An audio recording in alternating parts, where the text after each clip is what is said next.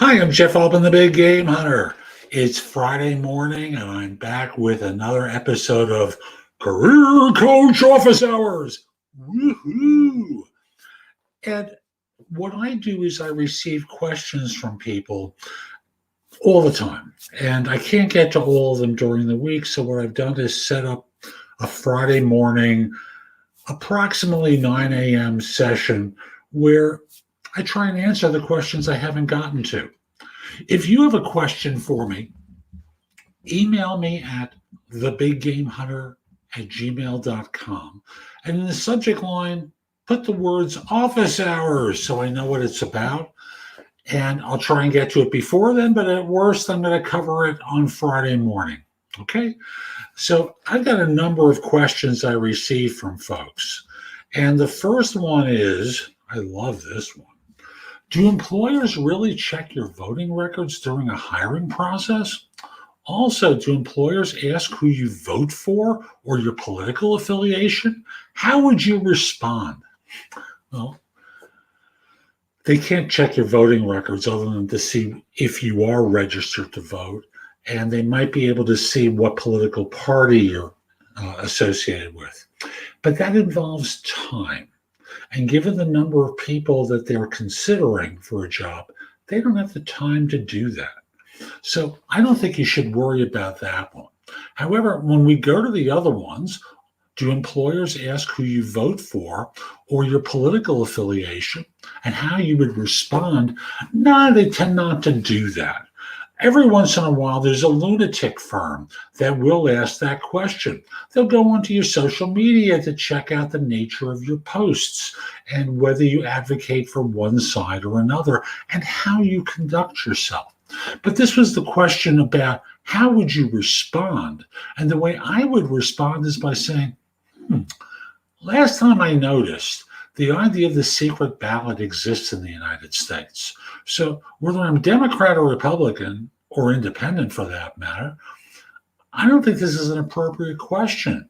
I do believe that if you want to pursue this, it could be embarrassing because, well, let's just leave it at that. But the idea becomes it's none of their effing business what party you're affiliated with and who you voted for.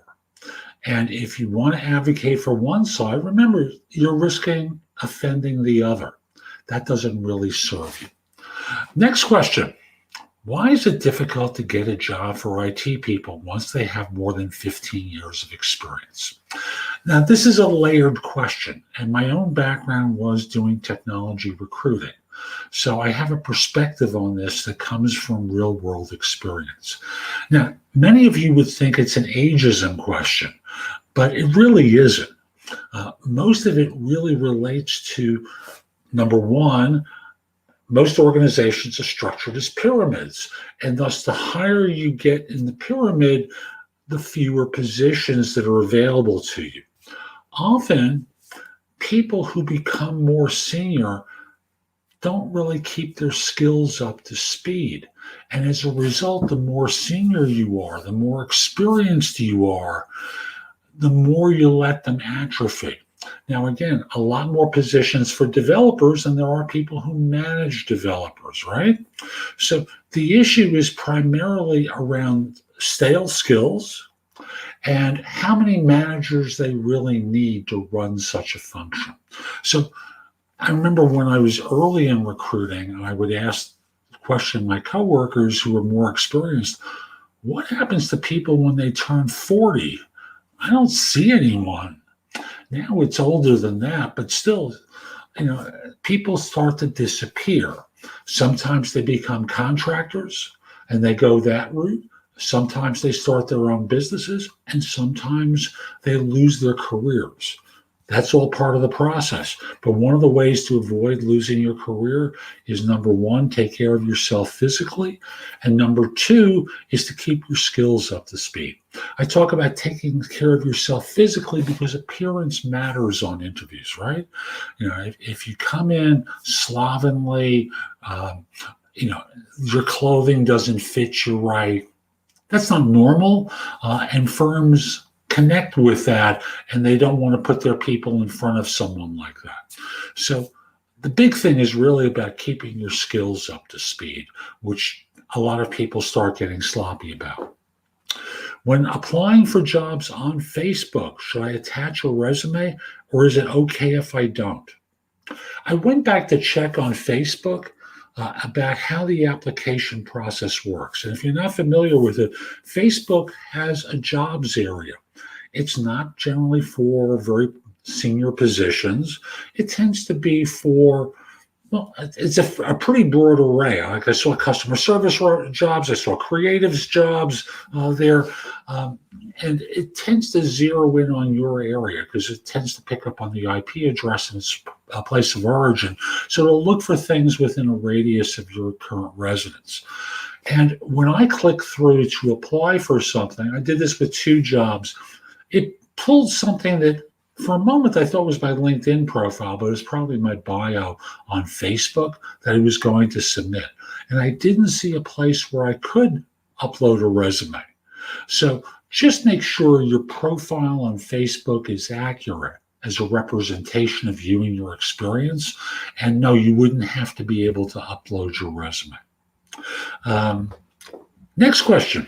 What specific and general mistakes should you prepare for to avoid during a virtual interview? How do you make your skills, experience, education, and temperament stand as a good fit with a potential employer during the virtual interview? I'm going to skip the first question because I have a ton of videos on YouTube related to that. But the second one is really important. How do you make your skills, experience, education, and temperament stand as a good fit with the potential employer? Now, I'm going to pull out temperament there for a second and address that first, and then I'm going to come to the others. With temperament, you want to notice the behavioral characteristics of your interviewer.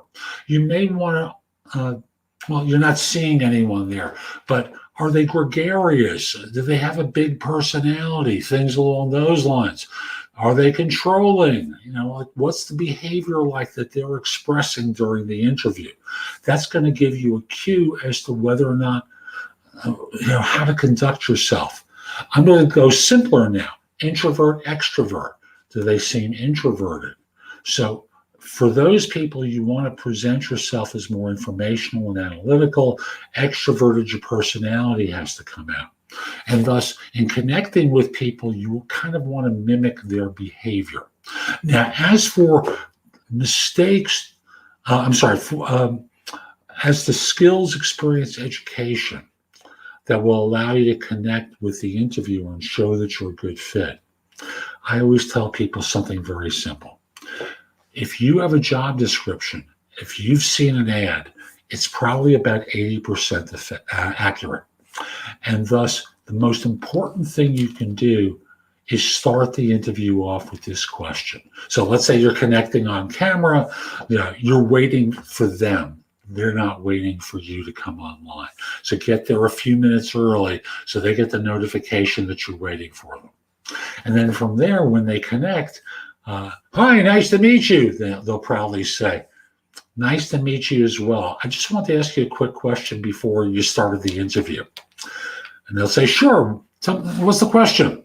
I recall the position description, that's from an ad, or the person who referred you, you refer to them by name, John the recruiter, or my friend so-and-so, who referred me for this position, gave me a synopsis of the role, but I want to get your take on it. Could you tell me about the job as you see it and what I can do to help? Now, again, job descriptions are not always accurate. And even if they were at the time that they were approved by corporate, by HR, the real thing is by the time you talk to them, it may have evolved in their mind. And no one ever goes back to change them. So you want to get their current thinking about the job at the beginning of the interview. So you can talk about what you've done. Talk about what you've done that matters to them and not just talk about what you've done. Big difference between those two. And you want to evolve your stories. You did prepare a couple of stories in advance of the interview to talk with them about, right? So that in this way, you're able to make the fit obvious to them, that you've done certain things that relate to what they're looking for, so that you're connecting the dots for them quickly. So that's the big way to connect with interviewers. Let them know immediately. Well, number one, find out what the role is and make sure all your answers demonstrate how you've done something similar to what they're looking for. Next question. Oh, yeah, I remember this one. What value does HR serve when interviewing applicants? Don't the hiring managers ultimately choose who to hire? Yes, they do ultimately choose, but HR has a huge role. Number one is most of the time they're there as a screen. By that I mean they're there to filter out people who obviously don't fit. They want to get a sense of behavioral characteristics, personality, how long and how recently someone's done something based upon, I'm going to call it the job description, but it's really about the interview that they did with the hiring manager, who gives them a real idea of what they're looking for. As a result, their job is to filter. And in filtering, they save time. Now, that's on the negative side for you. They filter out. But also, they can be a sales tool for the organization, selling people, selling you on an opportunity. They can also become an advocate comes offer time for positions, benefits, titles, things along those lines. Relocation, if that's part of what's going to be necessary to get someone on board. They're an influencing person. They're an advocate. And your first job is to make everyone you meet with fall in love. No love, you're not going to get hired. But their first thing in the first conversation is to filter out people who obviously don't fit and move people on the conveyor belt to the next person or people who are going to be there to evaluate. You always want to create a great impression with HR. I know a lot of people will say, they're unimportant, but that's not true. You know, if you're asking for more money than what the hiring manager may want to offer, and they're there to advocate for you if they believe you're worth it, if you've treated them properly. So don't hesitate to sell to them so that in this way you have a backer in your corner. Last question for today. What do recruiters just get that job seekers don't? Wow. This one I'm not completely prepared for. So this is an instinctive answer. And my answer is job search is a rigged game. It's rigged against the job hunter. Now, everyone is, I normally say everyone lies during job hunting. You're exaggerating your capabilities. Employers are exaggerating how wonderful the opportunity is.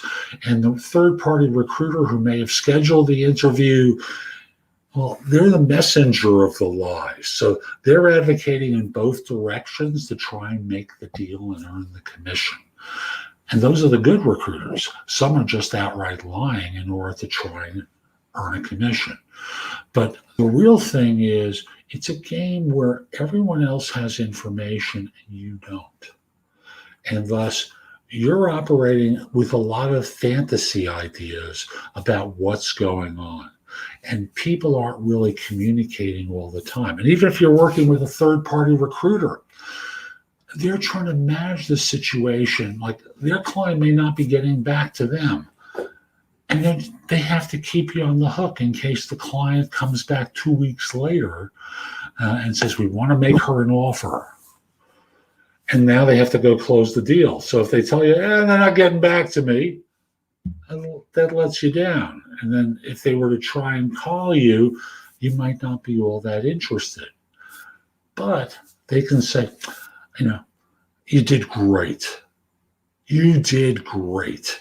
And I know they have a couple more people to talk to. I expect they'll be in touch with you. And they may sometimes make up when it is they're going to hear back. Sometimes they'll tell you the truth. But their job is to manage both sides of the deal, to try and make the marriage between everyone. And thus, job search is a rigged game with you being the outsider.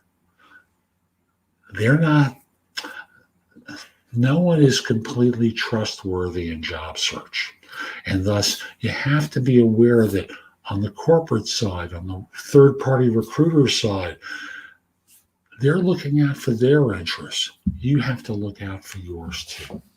So that's the end of office hours for today. I just want to check one thing before I bring this to a close. Bear with me. Yeah. Okay. So this is the end of office hours for today. If you have a question for me, again, email it to me at thebiggamehunter@gmail.com.